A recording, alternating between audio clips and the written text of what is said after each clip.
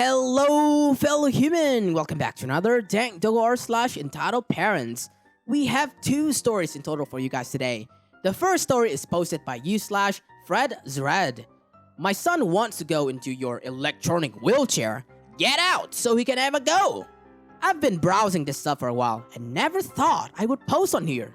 Oh boy, how I was wrong! Backstory: I'm a 29 years old female and have been confined to wheelchair since I was 17. I'm a quadriplegic and can use manual wheelchair at home, but use a power wheelchair in public for practical reasons. I have mostly full use of my upper body and partial use of my lower body. I've been mistaken for paraplegic a few times. This happened about a month ago before the crap hit the fan with the COVID-19 in my town. I was downtown shopping for supplies for my inevitable self-isolation when I heard the fainting squeal of a child. Entitled kid: "Ooh, that's a cool scooter! How fast does it go?" Me: "Thanks, little man. Yeah, it goes pretty fast." EK: "Can I have a go?" Me: thinking he meant to sit on my lap and I drive him around, which in any other scenario, I would have been happy to do. COVID-19 and all. "Sorry, dude, but not today." The kid says, "Aw, okay," and stomps away, and I thought that was the end of it. But you know, I wouldn't be here if it was. A few minutes later, I hear the ground start to tremble as the Megatron Karen approaches. Oh boy, I thought. This is going to be fun. Entitled mother: "Excuse me? What did you say to my son?" Me, confused: He wanted to ride in my wheelchair. I said no."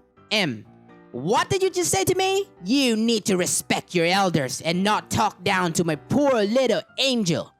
You don't even need that wheelchair. I know your legs works. You're just faking it to get attention. Now, let my son have a ride." She couldn't have been much older than 35, so obviously not my elder. But even if my nan spoke to me like that, I wouldn't reply kindly.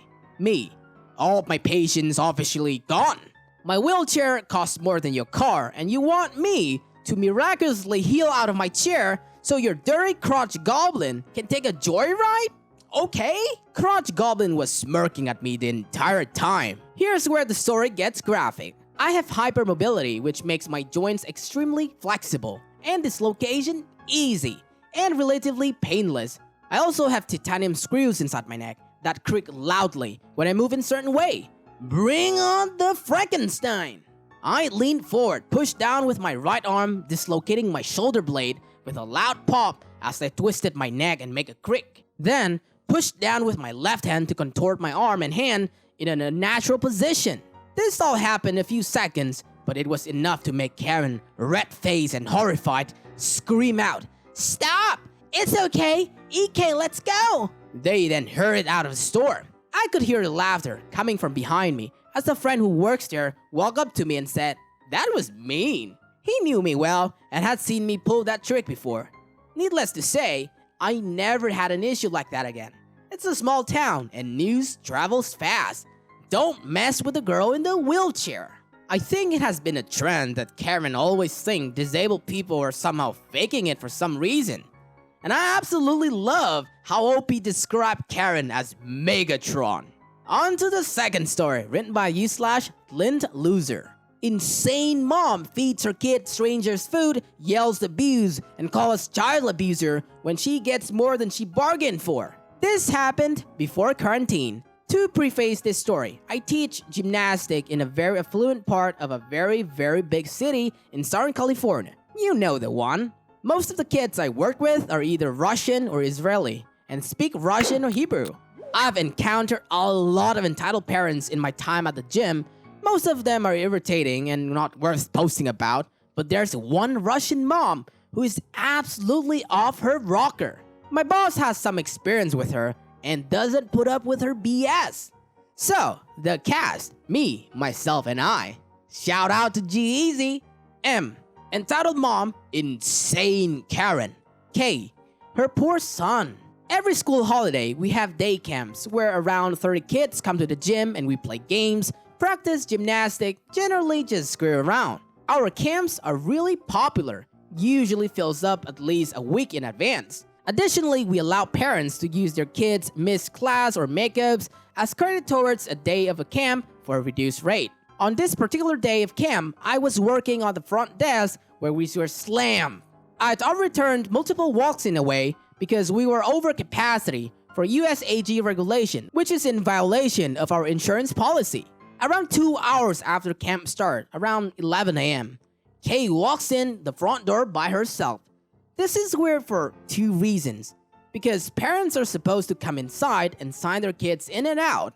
And two, because M sent us an email the night before that explicitly instructed us not to enroll Kay in the camp and not to charge her card. So I asked Kay to run outside and ask his mom to please come in so I can sort things out. He opens the door and yells back and forth with her Russian for a bit and closed the door. As M drove away, Kay tells me that M is going to call me. Great.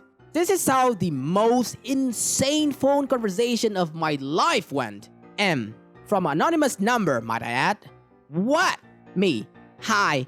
I just wanted to speak with you because I'm a little bit confused. Last night, you sent us an email instructing us not to enroll Kay in camp.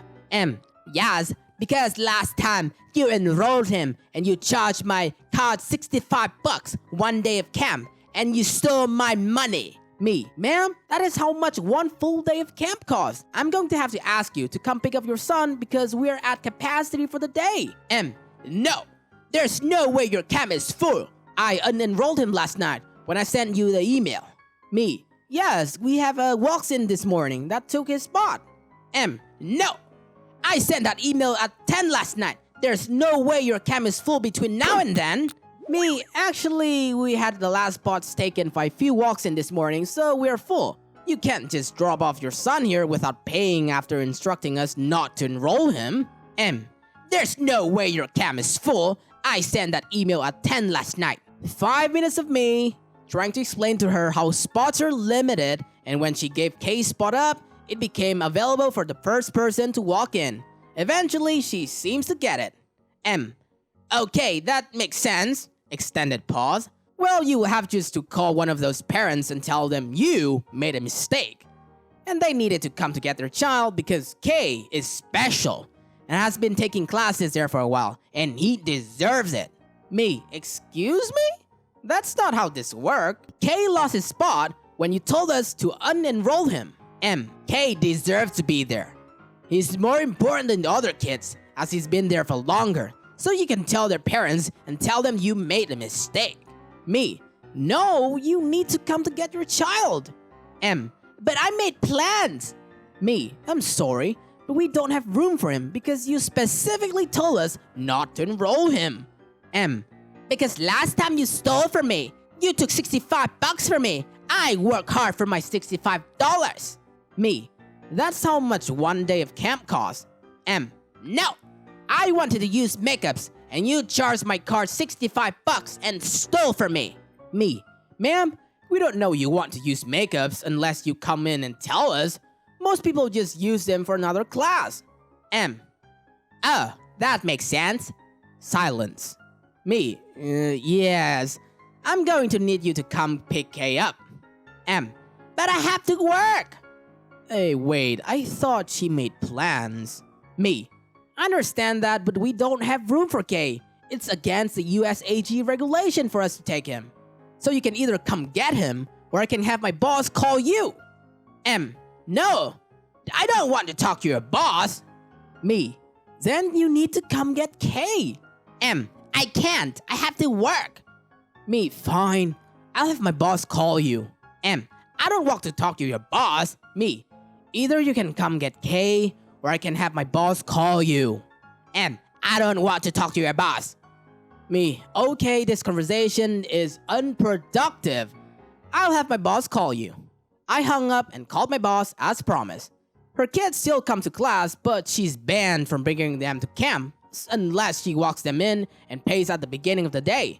She still constantly brings them in an hour before half day starts and asks me if I will be charging her for half day instead of full. And I always politely tell her that no, I'll be charging her for the full day.